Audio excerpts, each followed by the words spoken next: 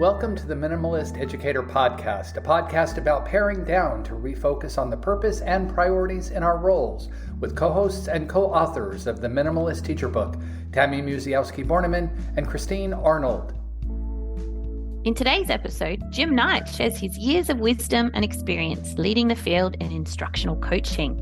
His pare down pointer is a reminder about the power of letting people make the decisions. Jim Knight, founder and senior partner of Instructional Coaching Group, is also a research associate at the University of Kansas Center for Research on Learning. He has spent more than 2 decades studying professional learning and instructional coaching. Jim earned his PhD in education from the University of Kansas and has won several university teaching, innovation, and service awards. The pioneering work Jim and his colleagues have conducted has led to many innovations that are now central to professional development in schools. Jim has written several books, most recently The Impact Cycle and The Definitive Guide to Instructional Coaching. Jim has also authored articles on instructional coaching and professional learning in publications such as Educational Leadership Magazine. Through ICG, Jim conducts coaching workshops, hosts the Facebook Live program, Coaching Conversations, and provides consulting for coaching programs around the world. Welcome to today's episode of The Minimalist Educator. Today we are excited to have with us Jim Knight, who is an instructional coach extraordinaire. Welcome to the show, Jim. It's great to be here. I'm excited to see what a minimalist podcast rolls out to be. So I'm excited. Super short. We're done in a minute. Okay, That's right. Maybe not a minute, but yeah. I know there's a lot of people in the educational space that know you, kind of who you are now and the work that you do in instructional coaching. But if we can just back up a little bit, and can you tell us how you got into your role as a coach and what kind of drove you into that space? Sure. I started out teaching community college, special ed, essentially. I thought I was going to teach Shakespeare and the modern novel, but I ended up working with young adults with learning disabilities and other disabilities. And I had no idea what to do. The reason I got the course, I had no experience teaching. So we'll give this to him. But we had a person there, Dee LaFrance, who was just a really wonderful friend and mentor. And she essentially was a coach. And she trained me in this approach called the strategic instruction. It's easy to say, strategic instruction model, developed at the University of Kansas. And it worked. The kids all stayed in the program. 5 of them of the 10 went on to the next level. They wrote a letter to the president to save the course. The course got an award. I got a full-time job. And I had the feeling you get when you see students who historically haven't succeed. So then I went from Toronto, where I was living, to Kansas to become trained in a strategic instruction model. I started to do professional development, and it was unsuccessful. I mean, people liked the workshops and they gave me nice evaluations. They said they liked the stuff. They couldn't wait to use it, but zero implementation. At that time, sorry, the story is so long, especially since minimal. But at any rate, that time, Michael Fullen was at the University of Toronto, and I think he was the director of OISE at the time, Ontario Institute for Studies in Education. And so I went to Michael, and he mentored me, and I studied a lot of his work. I pretty much read everything he'd written up until that point. And I thought, well, how do we take all this stuff about change and how do we turn it into something that we can actually do? Like, how can we use it? Not that we couldn't use his ideas, but how do we, create a person who embodies all that stuff? So I went to Kansas, and I started to discover that everybody was having the same kind of problem. They weren't getting implementation. So we initially did a little, for my doctoral research, part of it was the partnership approach. Well, we initially did this thing called learning consulting. And then I didn't like the term learning consulting, and we wrote a couple Gear Up grants with the university that got us a lot of funding. And so we created a position called an instructional collaborator. Then I wrote an article for the Journal of Staff Development at that time on instructional collaborators. And I came back and I said, I think I'm going to change the name to instructional coach. I wrote back and I said, can I say coach instead of a collaborator? And so that became the first significant, I think, article about instructional coaches. And then A couple of years later, the book Instructional Coaching came out. Now that book is pretty much obsolete. We've been changing and modifying things since then, and number of other books have come out to sort of redefine. Probably going to write a revision of that book pretty soon, but Instructional Coaching. But that's how it all came to be. It was just we weren't getting implementation. Then we tried to figure out how to do it. We made a lot of mistakes, and bit by bit, we got better at what we did. And then we had something we could describe, and it came out in articles and books after that. Very cool. It's interesting to hear that process. And I'm wondering if this is where kind of the instructional cycles come into place, because Christine and I, in our book, we have written about this kind of natural process or cycle of things that we do in life, the way we learn, the way we do things. And there's a lot of value in having cyclical work. So is that something that came into play where you started to see some implementation, or was that like a separate thing that was happening?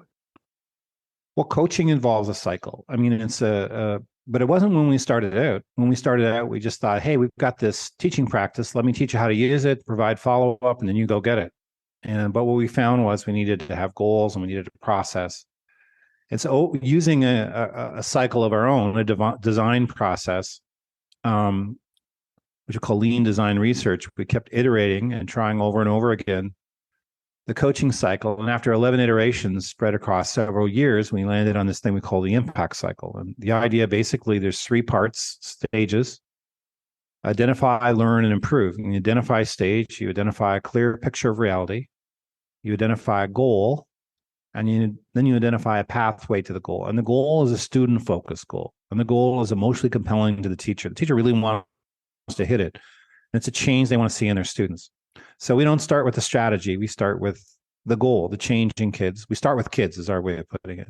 Then during the learning stage, we help them get ready to implement through clear descriptions and going in the classroom and modeling or watching another teacher or looking at video. And then in the improvement stage, that's where we adapt what we did, because teaching's complex work. It's not just let me tell you what to do and you do it. It's likely going to involve adaptations to make it work, adapting to the way the teacher teaches or the way the kids learn. And so the third part, the improved stage, is where we make modifications till we hit the goal. That's the cycle we follow. And we used a different kind of design cycle to research that. So yeah, we're all about cycles. Awesome. And that reminds me a lot of when people talk about the art and science of teaching as well. You can't just come at it like a science with that strict procedures or protocols. There is that art side to it as well of going back and adapting and modifying. Yeah, I don't know if it's art, science, craft. There's definitely an art to it, in the same way that like an improv comedian reads their colleagues and responds to them. There's an improv element to it. But it's not technical, it's adaptive. And to me, a technical solution, Ron Heifetz talks about this at Harvard, but a technical solution is it's like one size fits all, or let me tell you how to do it and then you can do it. And there's an element of that. Sometimes if somebody's trying to learn how to use some piece of software, they don't want you to say, well, other times you've tried to learn software, what's worked for you. They just want you to show them how to do it. And you do that, but more often than not, it's adaptive. Mm-hmm. So when we think about the 3 points in that cycle, what are some of the key points of discussion that you have in those conversations? Well, there's sort of steps within the stages. So the first thing is people need to get a clear picture of what's happening. And most of us, because of defense mechanisms and perceptual errors, the vast majority of us, whatever our position might be, we don't see reality very clearly. And that decreases our motivation because we don't see the need for change. And it also means we might focus a lot of attention on the wrong things. So we start with that. We do it in all kinds of ways. Video is a really big part of what we do. But if a teacher says, look, I've got too many COVID calories, I don't want to go on video, then we can interview the kids, or we can do what's called a close watch, which is where the coach teaches the class and the teacher looks at each student, tries to figure out how that kid feels, what that kid needs, how they feel about the student and where their emotions come from. Maybe even draw a picture of each student. Might sound kind of goofy, but it's not that often you get a chance just to pause and look at each student. And that is another way. And excuse me, there's other things too. having a classroom discussion about how the class is going. But all the things, of all of them, I have to say, if I had to pick one, it would be video, because video cuts through the perceptual errors and defense mechanisms. Then in terms of conversation, go ahead.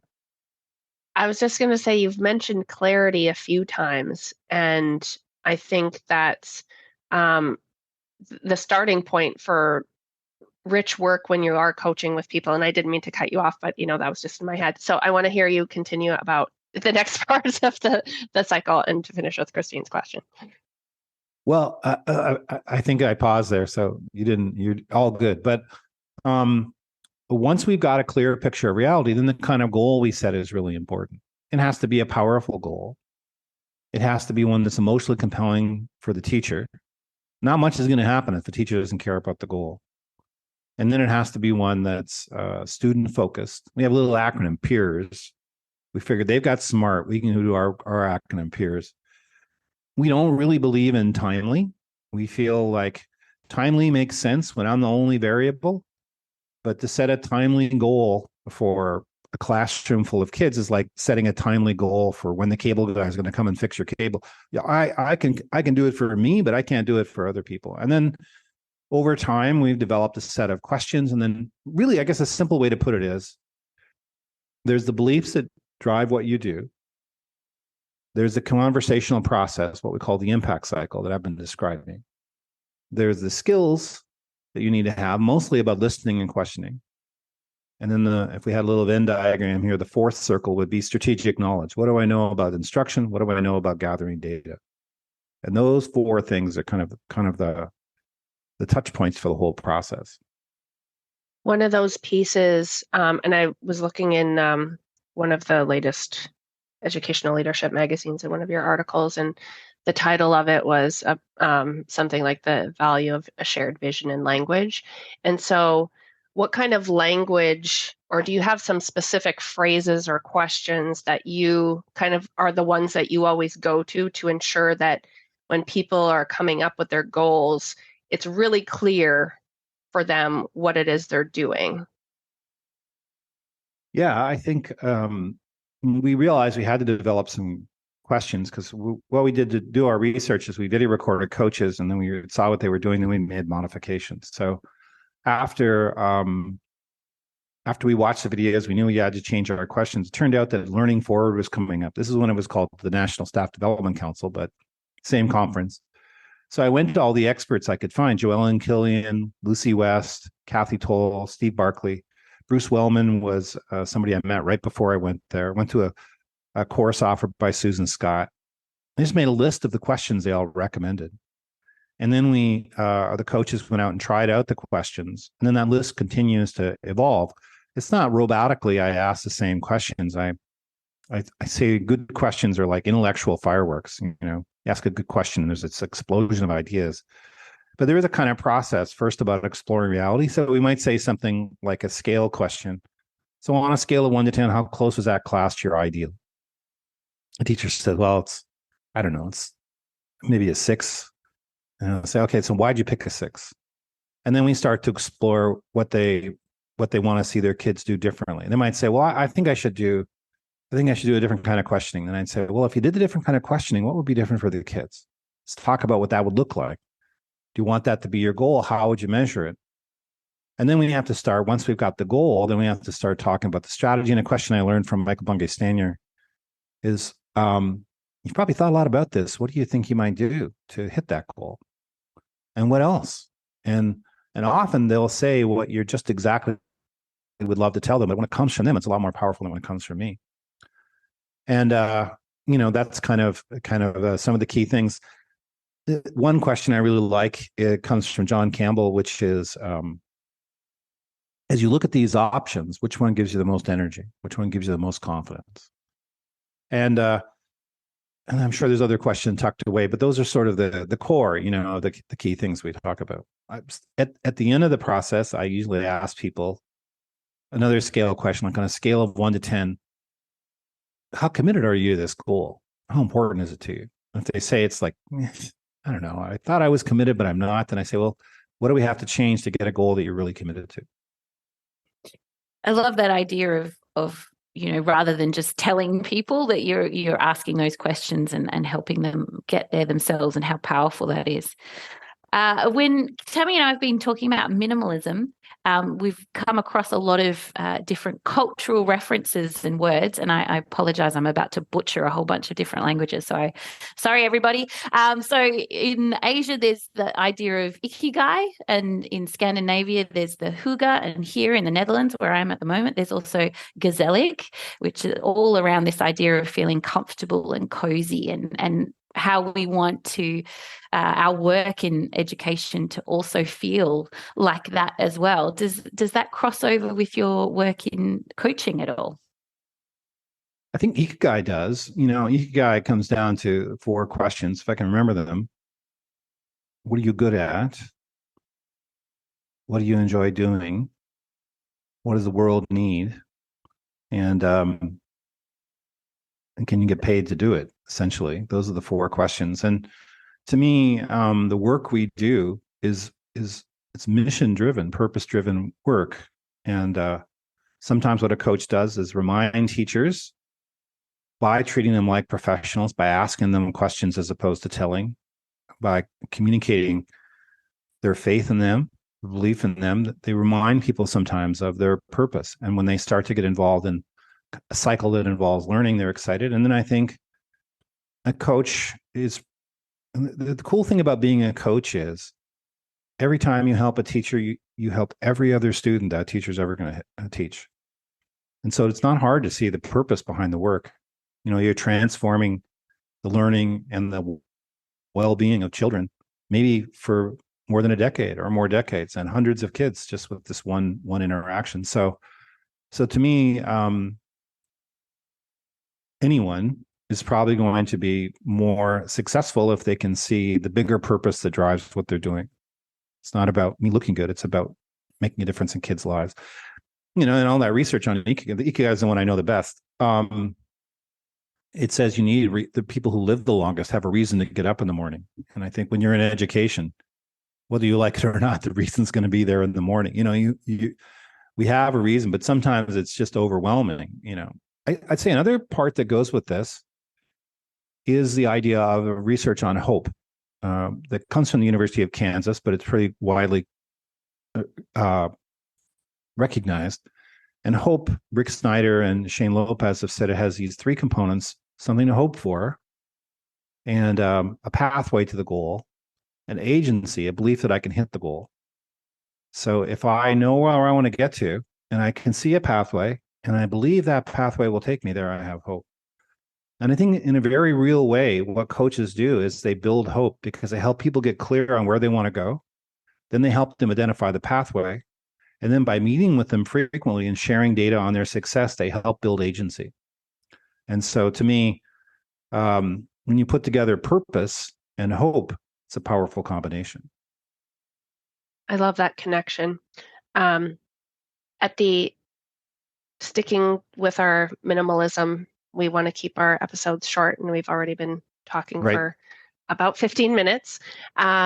So at the end of each episode, we ask our guests for a pare down pointer, and you've given lots of pieces. There's been a lot of sharing already happening, but we ask guests for like a tip, a motto, or a strategy that can just kind of help them pare down in whatever their role is, or whatever they need to think about in what they're doing in their role in education. Yeah. So I would say, ultimately, everybody has to, work it through their own worldview and their education and how they see things. But for me, at least, and for people who coach in a way that's kind of in alignment with what we do, I would say I ask myself the question, who's making the decision here? And the truth is, it's always the teacher, whether you acknowledge it or not. I mean, the teachers, anybody, not just teachers, anybody is really good at nodding their head yes and doing nothing. So just because you tell somebody they should do it, they're not going to do it. And so I think I always try to share ideas tentatively. And it doesn't mean I don't share what I believe or what I think, but I honor the other person as a professional capable of making their own decisions. So I say, well, is it all right with you if I share some options and you tell me if you like any of these options, if any of them make you feel confident? Or I say, is it all right with you if I add a couple things to the list? And then there's an approach called, this is not a minimalist response to your question, but there's an approach to therapy called motivational interviewing. Adam Grant writes about it in his book, Think Again. And Miller and Rolnick, who wrote that, they basically say there's no such thing as resistance. There's alignment. And alignment comes when I help you identify what you want to do, and then I help you move towards that. And if I'm telling you what to do, it's going to be hard to, like, resistance takes two people. And if we've identified something you really want to go after, then my job is really just about helping you accomplish your goal. It's not about me getting you to do anything, So that happens, I think, when the other person makes the decision. And that means when I ask a question, when I share an idea, as Miller and Rolnick say, I don't take sides. I just say, here's the idea. And what do you think of it? How do you want to do it? Because the truth is, they're going to do what they're going to do anyway. I might as well just acknowledge reality. That's how I see it.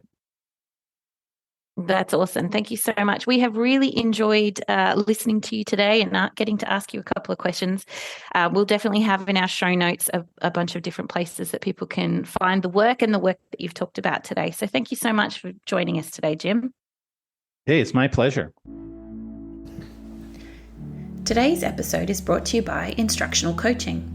Instructional coaching helps educators learn and implement the 7 success factors for sustaining a great coaching program. Instructional coaching is based on Jim Knight's 20 plus years of instructional coaching research.